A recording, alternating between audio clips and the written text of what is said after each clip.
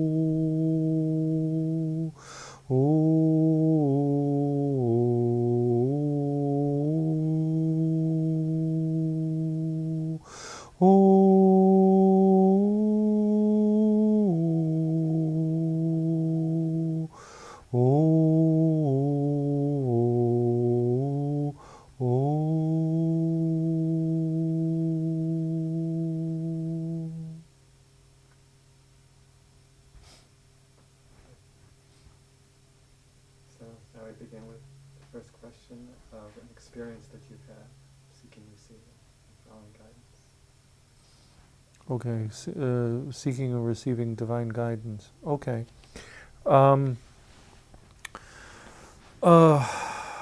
The story that sort of comes to my mind is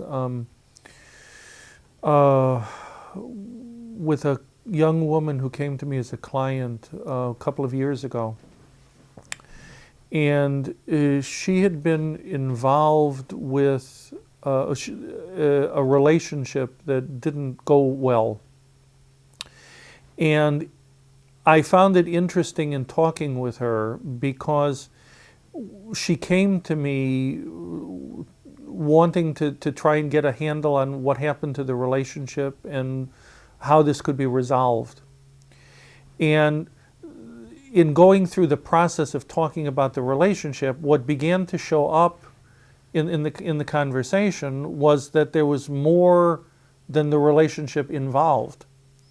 That she had connected with a young man who was from a different spiritual tradition than she came from, and who turned out to be trying to think of the right word for it, not very present.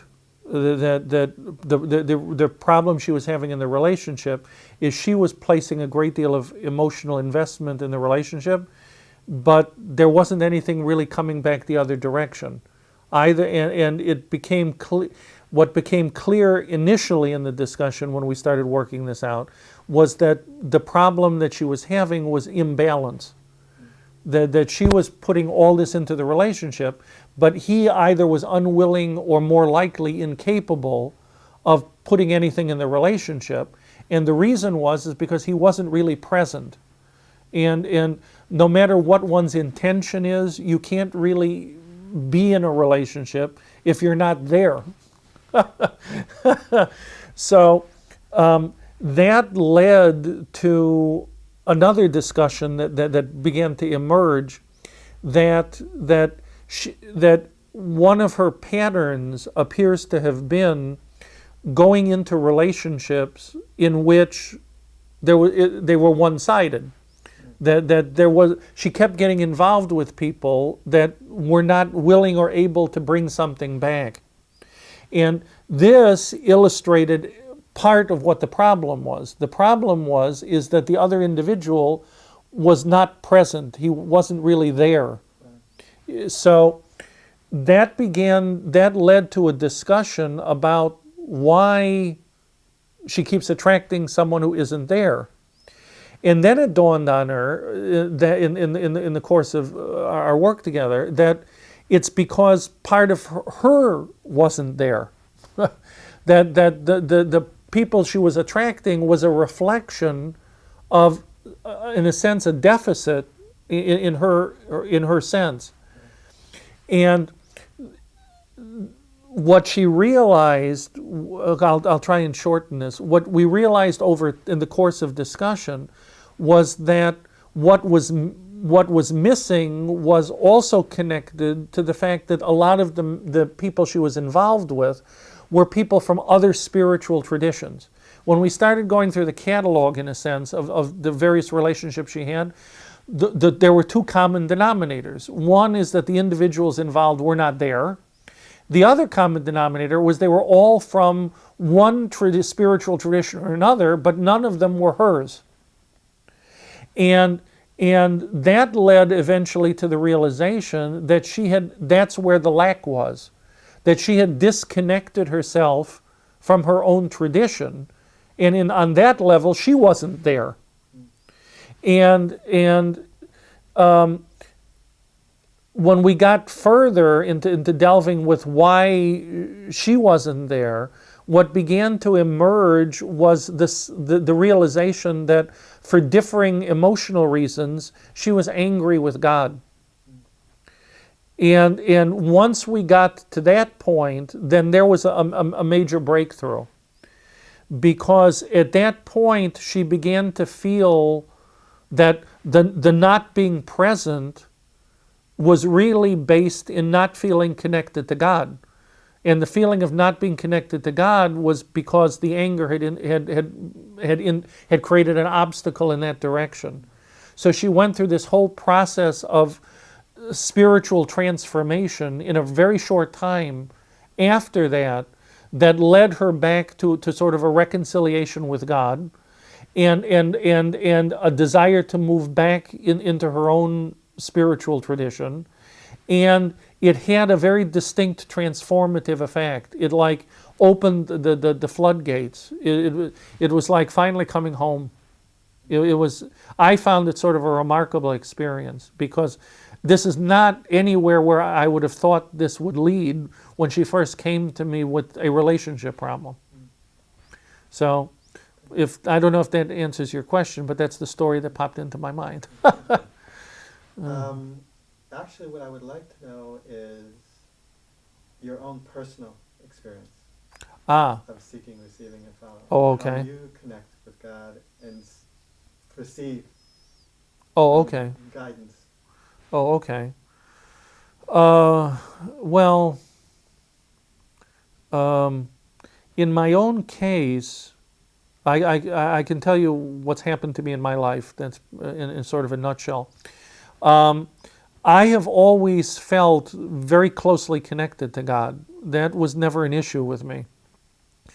The search, in my case, had more to do with figuring out what to do about it.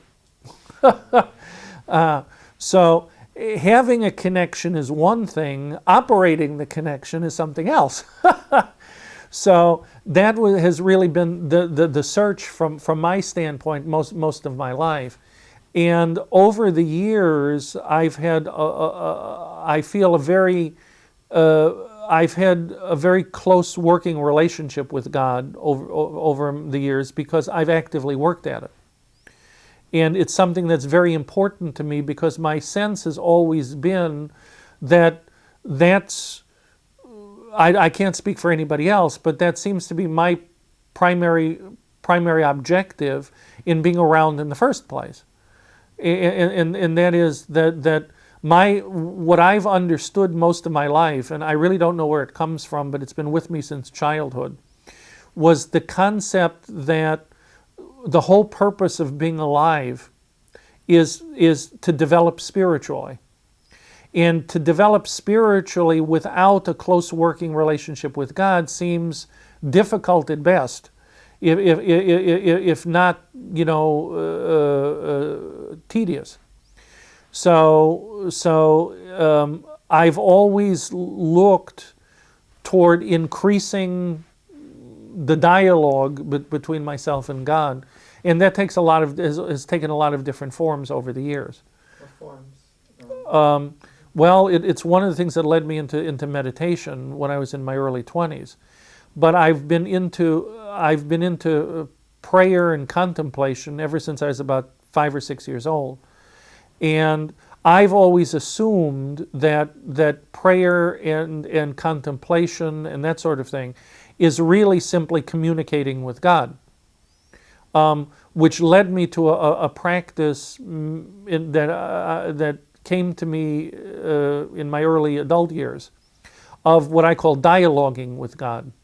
That I realized when I was in my late 20s or early 30s that among some of the great Hasidic masters, it used to be common for them to sit down and have a chat with God.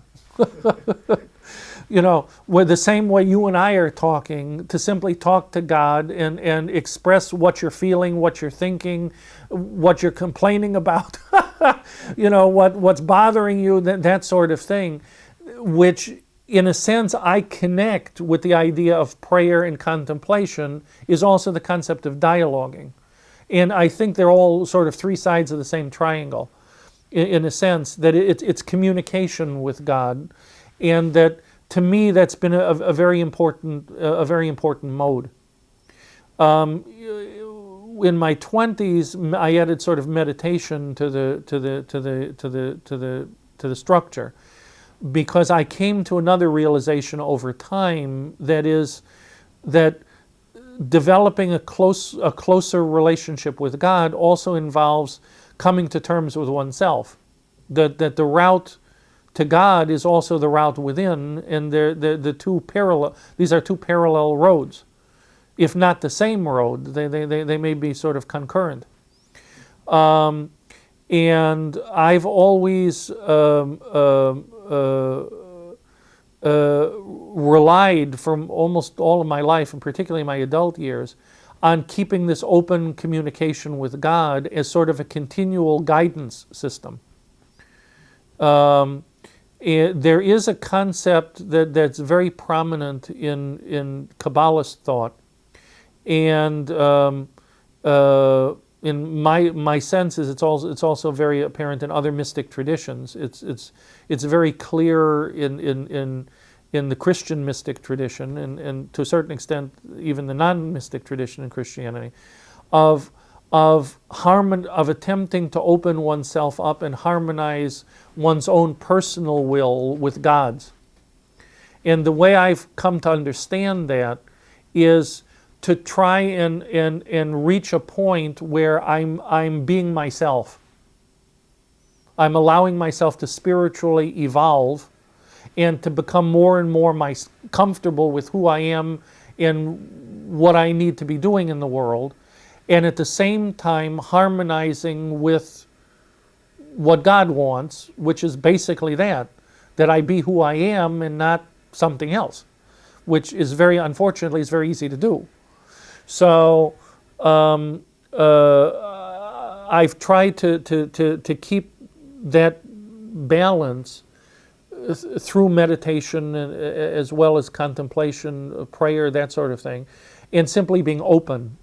That I think is the other factor that's helped a great deal in terms of receiving from higher levels and being guided from higher levels, is to remain fluid, to get rid of all the old constructs. The ego has a very strong facility for creating all kinds of belief systems and structures and this and that or whatnot, and basically that's a healthy function as long as the structures remain flexible.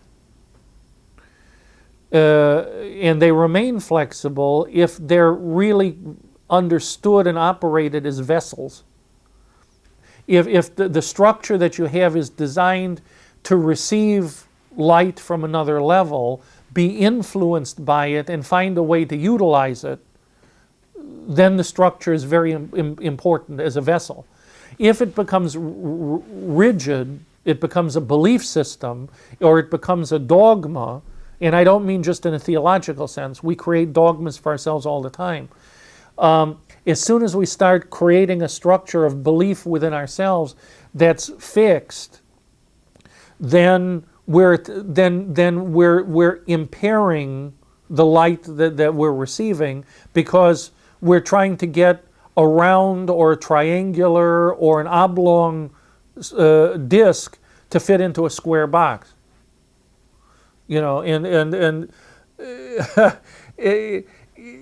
it doesn't really work, because if you do that, you're crushing the original form. Yeah. I really feel that divine inspiration, divine guidance, involves being open to receiving light from the higher levels, and being willing to put ego in a secondary position, where its job is to interpret what's going on and not to define what's going on, which I really feel are two very different things. And could you talk more about how you experience this reception of light? Is it, like when, like you say, you dialogue, right? You speak inside my head to God, right? Yeah, or sometimes out loud. Sometimes out loud. Yeah, it's either way. I mean, God hears you one way or the other. And how does God respond to you? It's a very good question. In different ways. I really feel a lot of what comes from a higher level comes on the intuitive plane. It comes as a series of not so much just feelings, but also instincts and insight. And that's one way that I get sort of answers from above. That for instance, if I meditate on something, I don't necessarily expect that I'm going to hear some voice say, "Oh, here's the answer," blah blah blah blah blah. When Moses was walking by the burning bush, I'm not altogether convinced that God said, "Hey, you come here." That it was an audible voice. It was more like something that comes over you, and that alters your understanding or your perspective. It puts you in a different time and place, which I think is another indication of when you're receiving something from a higher level. When you get this sense of deep peace, a sense of tranquility, a sense of being in sacred space, in a sense of timelessness. When you know something and it's on the heart level, it's not on the intellectual plane, then it's coming from a higher level. I find that happening a lot in response to meditation or contemplation or even the dialoguing. That it takes me out of mundane everyday reality and puts me in a very holy place that's very palpable to me. It's the sense of being in sacred space and timelessness. I don't know how else to put it. And the direction or guidance comes in what I come to understand as a result of the experience. I think in meditation, things work, particularly when you're dealing with any higher level of consciousness, that things work often in terms of a delayed reaction. My sense, for instance, is that even though they express it a little strange, the medieval concept that when a person is asleep, the soul is actually leaving the body and going to higher levels of consciousness may very well be accurate. I get the sense they were right on the money there. And to me, that's always explained what happens in a dream. That it occurred to me years ago that if the soul leaves the body and moves to much higher levels of consciousness, you're going to levels of consciousness that are beyond the physical plane as we normally experience it. Now, if the soul then is retrieving sort of nonverbal information, or information that on a level that's very direct, which is not our experience in physical form, then when the soul re-enters the body, it's a real effort for our neurological structure to handle that information. It's got to be translated down, so to speak. And I feel that's oftentimes what dreams represent. It's the brain taking an experience that's much broader than itself and then reformatting it into a way that would become on some level consciously accessible to our neural patterns and the thought processes that we experience in waking life. So that the dream is sort of like a translation process. They're also taking all this information and stepping it down to a large part. And that's why you do all this heavy-duty work on another level for 8 hours, but the dream may consist of 18 seconds. That's what I mean by a delayed reaction. I think the same thing happens in meditation. That it's not uncommon for people, when I'm training them in meditation in the early days, to say, well, nothing happened when I meditated. I'm observing the group very carefully, and very rarely do I have people fall asleep or pass out unconscious or something like that. They're generally in very deep states of meditation to one degree or another. Yet, often people don't perceive that that's where they were. And that's because they were at a place higher than they expected to be. If they're at a level where they've moved again out of their body, in a sense, to a level of consciousness that's way beyond what we normally experience, that what they're going to experience on a sensation level is like a blackout. And then they come back and think that nothing has happened. Of course, 45 minutes have gone by, but they think that nothing has happened. Yet, what I tell people, because that's been my experience and the experience of people I've worked with, is that often what happens is that it takes time for the mind to absorb what actually happened while you were meditating, and that will start showing up gradually in pieces over time. That you may get this insight that shows up 2 or 3 days later, or all of a sudden something in your life, the whole perspective changes and you don't really know how this occurred. To me, that's a delayed reaction from the experiences of being on another level. And that's one of the ways I know that there's an influx coming in from above and that I'm receiving it and working with it. That I get these ahas, or changes of perspective, or suddenly I find myself knowing things that I don't remember knowing 2 days ago. You know, that sort of thing. So, yeah, that's how I gauge it. And do you ever have experiences of guidance where,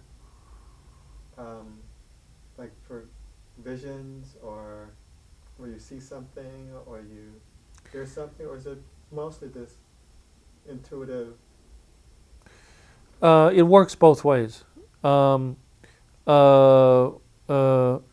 lot of times information comes to me in dreams. What's really common is the work I do when I do tarot readings for people. Oftentimes when I'm focusing on the cards and the card patterns, I will start seeing very clear images, pictures, things like that. Usually that I approach the same way I do dreams. That my experience is that these are not random pictures, but rather they're highly symbolic pictures that are trying to impart a whole range of information.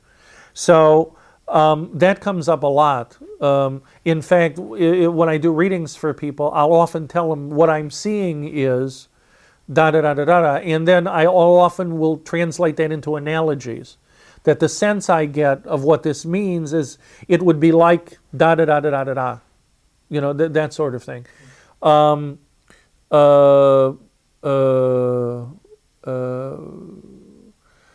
That's the most common form of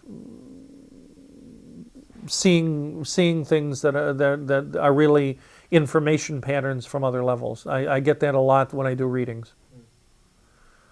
Are there other tools that you use to seek guidance for yourself and for others, and also to prepare yourself for receiving? I would say and practices, tools and practices.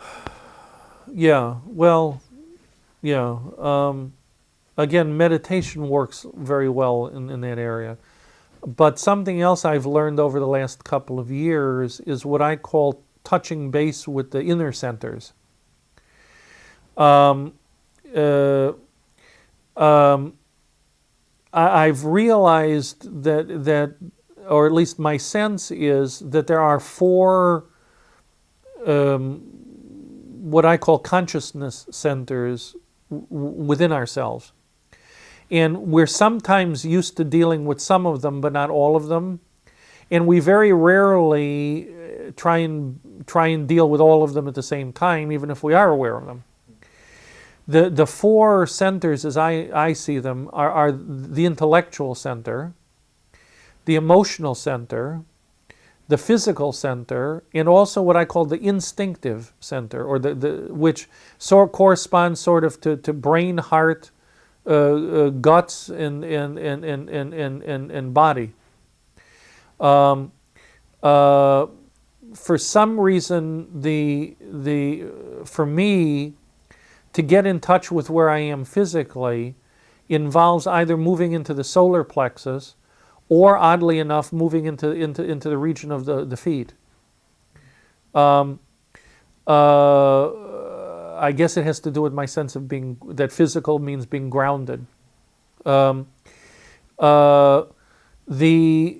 instinctive center, I generally go to the area that's the liver, the liver, spleen, and sometimes the guts themselves, that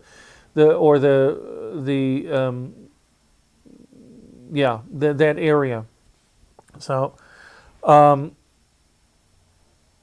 and then the heart is to me is the emotional center, and then actually the third eye appears to me to be the brain center. So I guess if I wanted to summarize it, then the four centers are sort of third eye, heart, solar plexus, feet.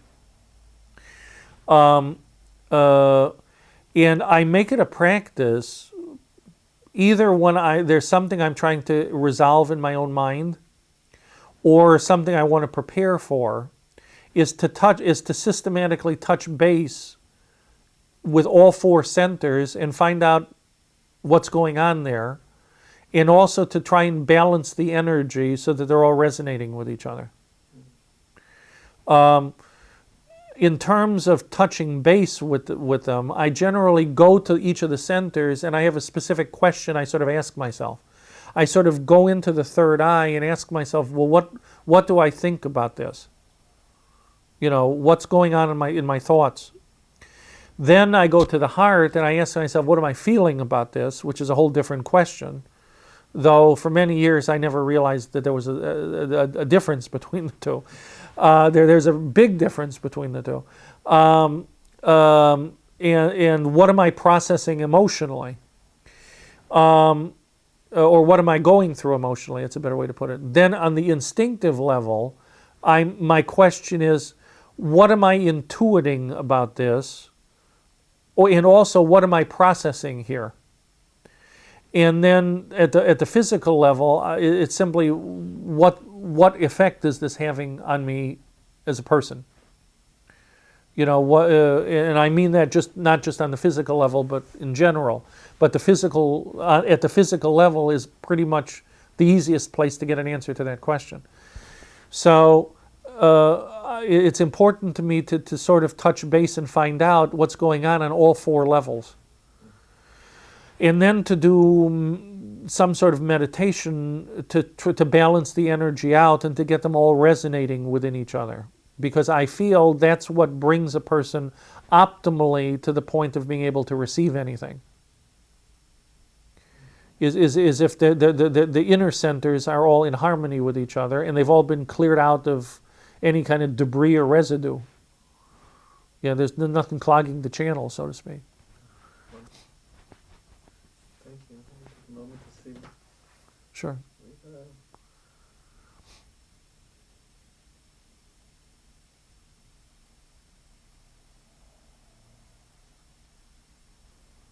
What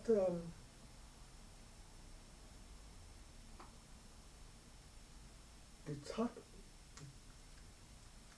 a little bit about this. How do you discern what's coming from this higher source and what's coming from the ego and personality? Okay, that's a good question.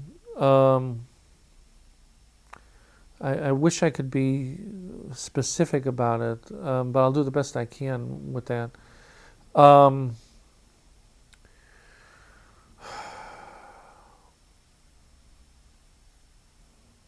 Give me a moment.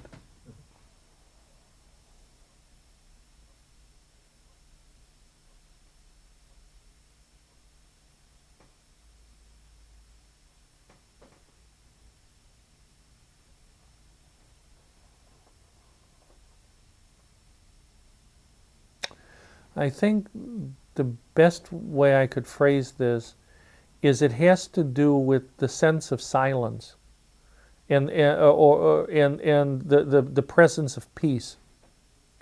That if something is coming to me and I completely go into a silence mode, in other words, just tap into the silence. It's what I call reading between the letters.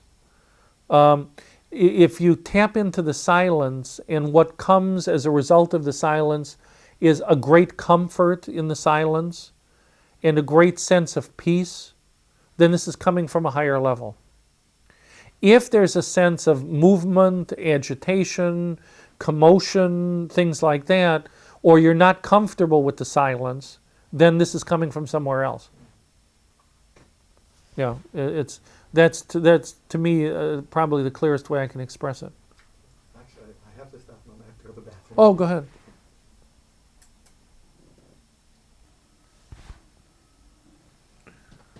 Okay. So you were asking about what obstacles appear.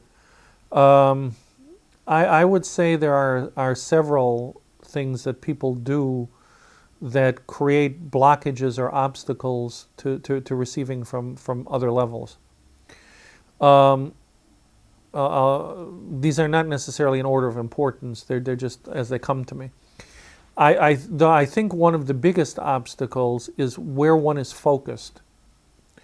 If a person is focused on their problems, then what happens is you get two major obstacles showing up: emotional turmoil, or emotional fixation, or mental gyration, for lack of a better term. The mind and the emotions, if they are not sublimated, can be major interference factors.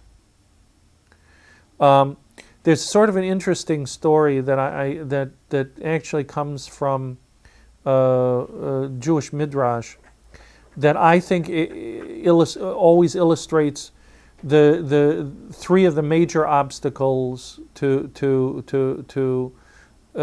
connecting with God. There's a story that the prophet Elijah was interested in hearing God's voice. So what Elijah does is he goes out and retreats to a cave in the desert to contemplate. Well, as he arrives at the cave, not long after he goes inside, there's this tremendous windstorm that develops externally that gets ferocious. I mean, the wind is howling, it's blowing up a sandstorm, it's ripping vegetation out of the ground, and he was overwhelmed in a sense by the fury. And he felt that within this display of commotion, in a sense, and power, that he should be able to hear God's voice. And as he strains to hear God's voice, he realizes that suddenly this is not there. At which point the windstorm dies down, but the windstorm is then replaced by a firestorm. Now there's this enormous fire going on outside. The heat is so enormous that he can't stand it, he can't breathe. He has to retreat deep into the cave, and it's just very oppressive. And he feels that then that in the intensity of what's going on, he should be able to experience God's voice. But then approaching the heat only becomes suffocating, and he realizes that the voice isn't emerging there either. At which point the firestorm stops and is replaced by an earthquake. And now the whole cave is rattling, and there's rocks coming down, and he's terrified, and he's afraid for his life, and he feels totally overwhelmed. And he feels that in this sense of overwhelm, he'll get to hear God's voice. But in essence, all that happens is he gets more and more overwhelmed, and finally realizes that God's voice isn't coming from the earthquake either. And then finally, there's dead silence. And within the dead silence, he hears a small voice inside himself and realizes that that's the voice of God. And I feel that the three storms, in a sense, represent the most common interference patterns that we have for hearing God. It's also three obstacles that one encounters in the early days of learning to meditate. There's an interesting parallel. The windstorm, in my opinion, deals with mental turbulence, the mind interfering. If a person is beginning to have spiritual experiences or connect with higher realities, one's perception and one's changes dramatically, and what often happens is the ego or the mind will click in and try to tell you that this isn't real, that maybe you're losing it, or what's wrong with you, or what you're experiencing isn't really experiencing, or it'll try and redefine what you're experiencing in terms that's comfortable to the mind, things of that nature. This is a major obstacle, thinking, allowing the thinking process to get involved. I've encountered, for instance, people who had PhDs in mysticism who were as far away from being a mystic as anybody I can think of. And they had all the doctrines down straight, and they understood the history and the development, but these are all mental constructs that have absolutely nothing to do with mystical experience. Because mystical experience, the first thing it does is it blows all that stuff away. So if one is vested on that, then you're sort of blocking the channel. A very famous scientist who knew Carl Sagan very well and had a great admiration for Carl Sagan, someone asked him once why Carl Sagan didn't believe in God. And the scientist's response was, Carl was a brilliant man, he said, but he never stopped talking. And his response was, he didn't believe in God largely because he never gave God a chance to talk. So, which always struck me as an interesting story. In large part, I think that's true. That the question isn't why doesn't God talk to us. The question is why aren't we listening? I think the second problem is illustrated by the firestorm. If a person can get past all the intellectual mumbo jumbo, then you have to deal with the emotional storm. And the emotions can be very intense. And it's that intensity that can interfere with reception. The only way you can pour something into an empty glass is if the glass is empty. If the glass is full or half full, it's impossible to pour something into it because you'll either pollute what you're pouring into it or there's simply no room. So you have to be dealing with an empty, clean vessel in order to pour something into it. You have the opposite situation when you're going through emotional chaos or intense emotion. And that, I think, is another one of the big obstacles. That is, emotional turmoil or fear, things of that nature become all-encompassing on an emotional level and basically take up all space, in which case there is no room for reception of anything from a higher level. And in a way, I think the firestorm is even more difficult sometimes to get past than the windstorm is. But assuming one can get through that barrier, then the ultimate problem is the earthquake.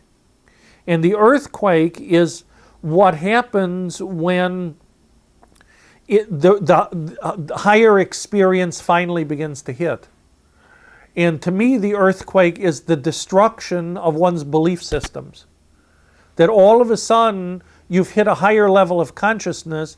Everything you used to think, everything you used to believe is not only called into question, it's all of a sudden discredited, destroyed, annihilated.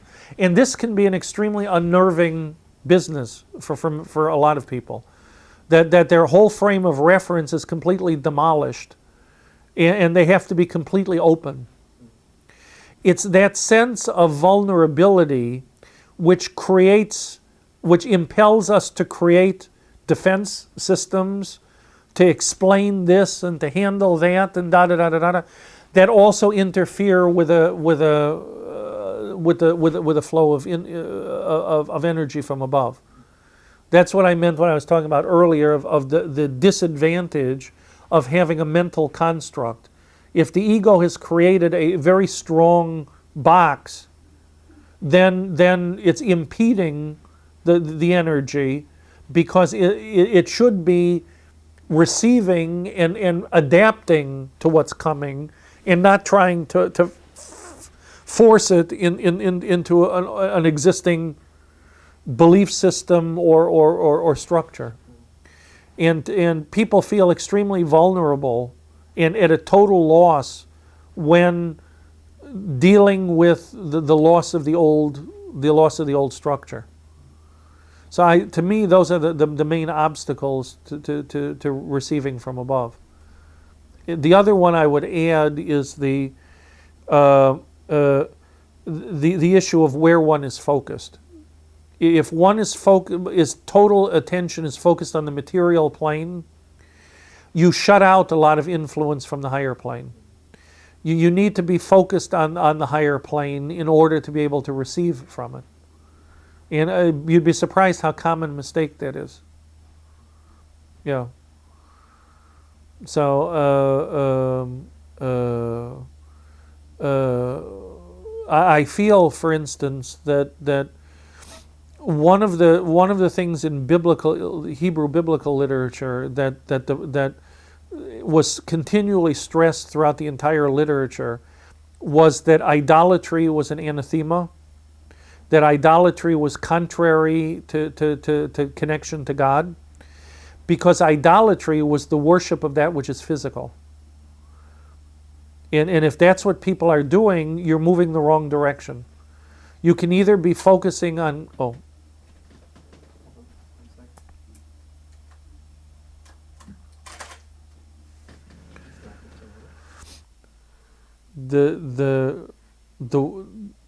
the fixation on the physical plane is the other major obstacle.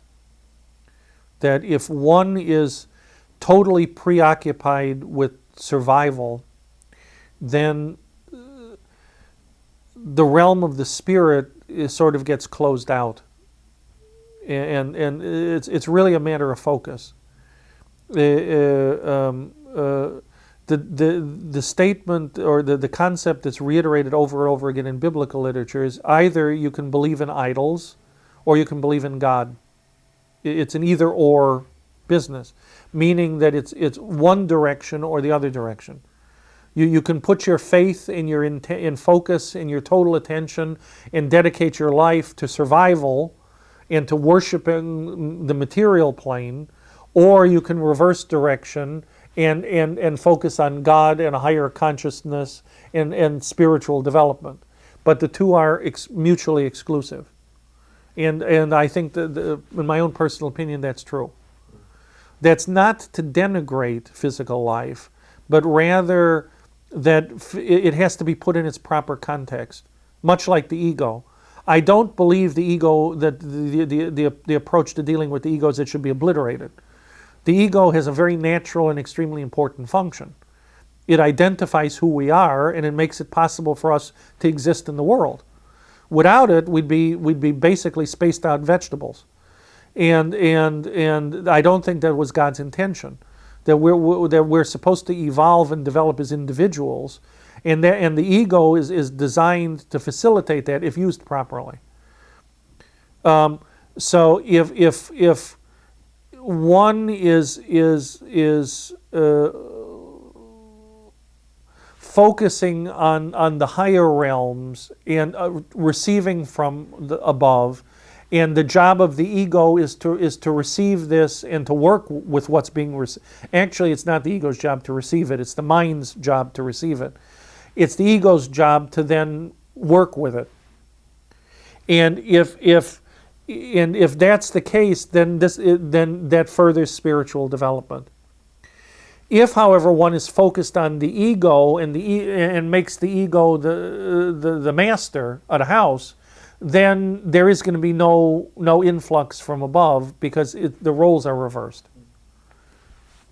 Could you touch on the obstacles of following? Because let's say the ego is now supposed to be interpreting it and following it. Right. Yeah. So what are the processes and obstacles to following guidance? Oh, okay. Okay, it's also a good question.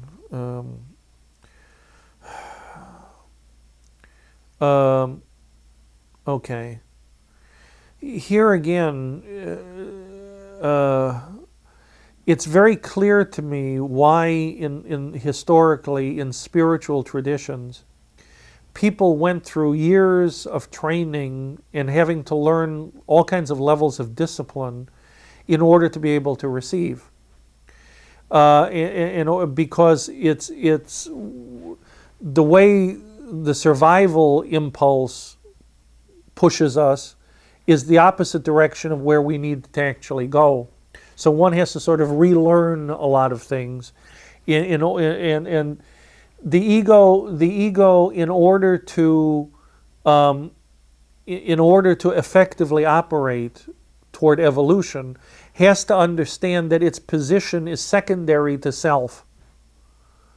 We have a tendency to think that our ego is us, and that's a gigantic obstacle because it's a big distortion.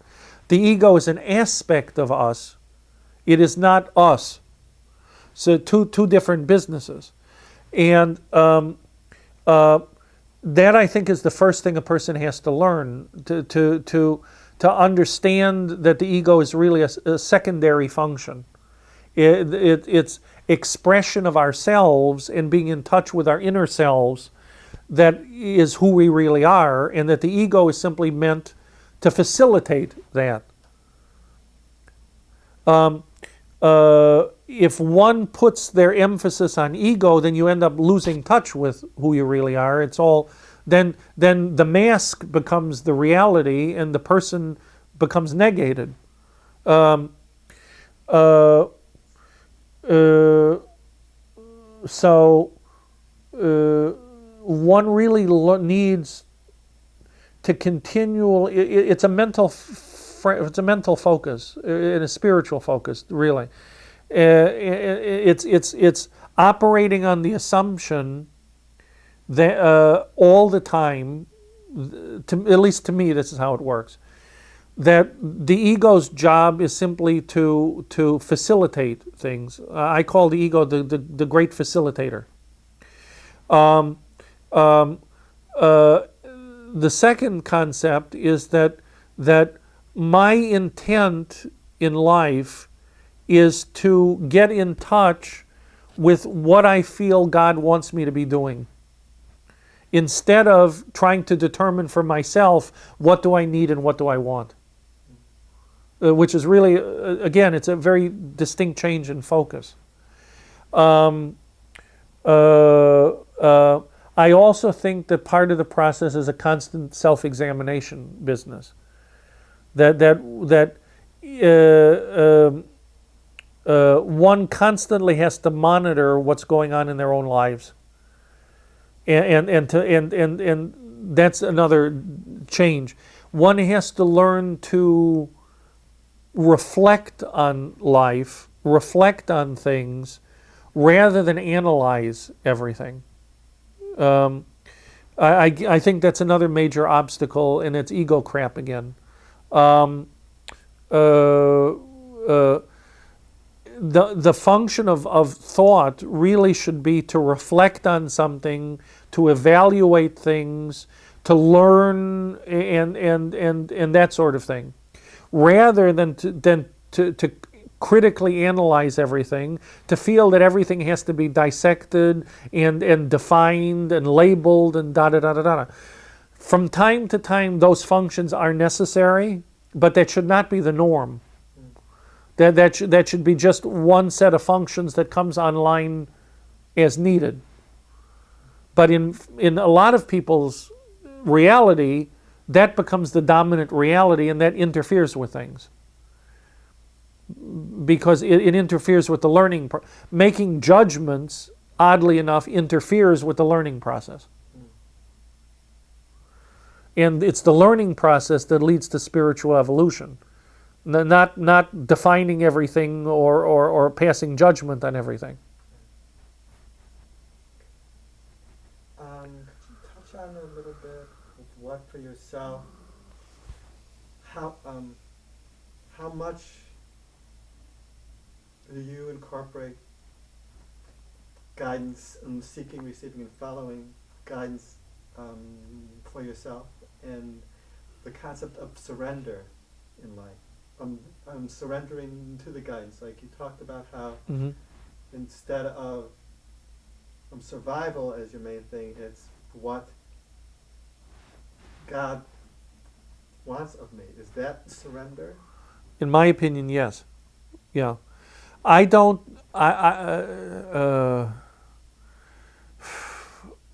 Surrender, I know they use the term in literature all the time. I wish they had a better word for this. In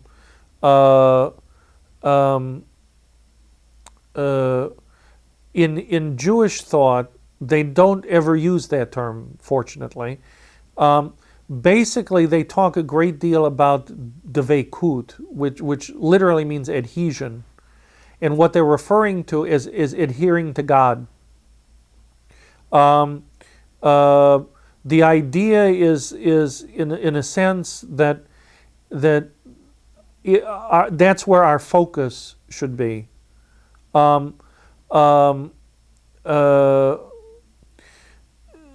They often talk about in Hebrew literature doing something l'shem shamayim, which means for the sake of heaven or on heaven's behalf.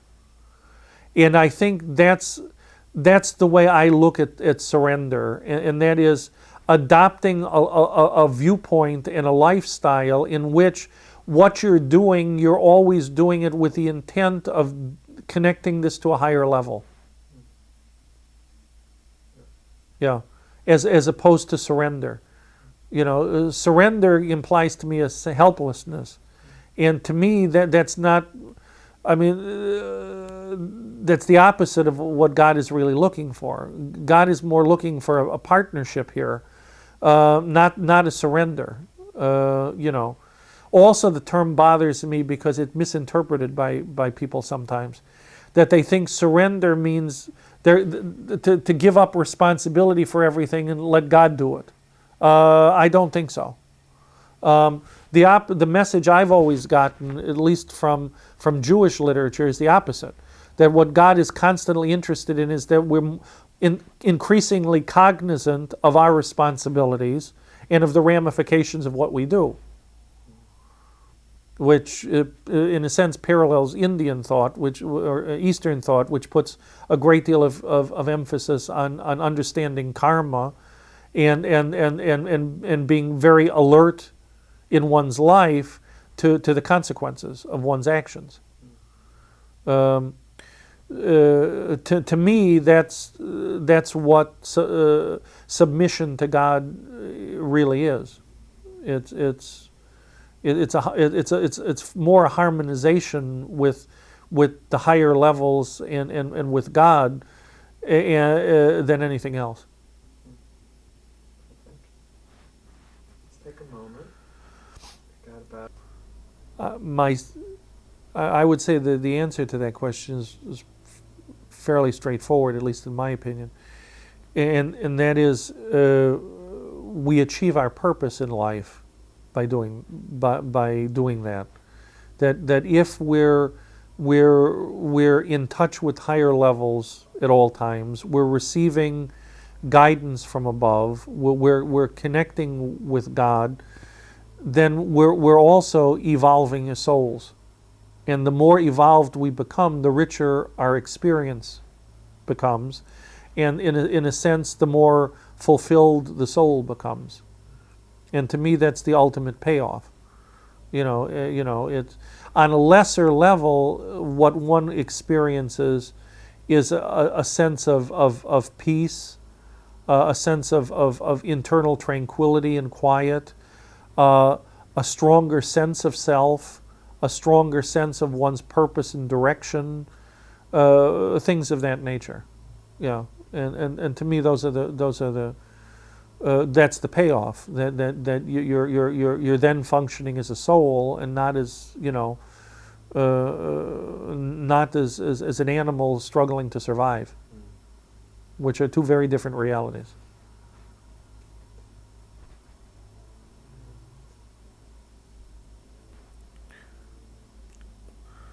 Ose shalom bimromav,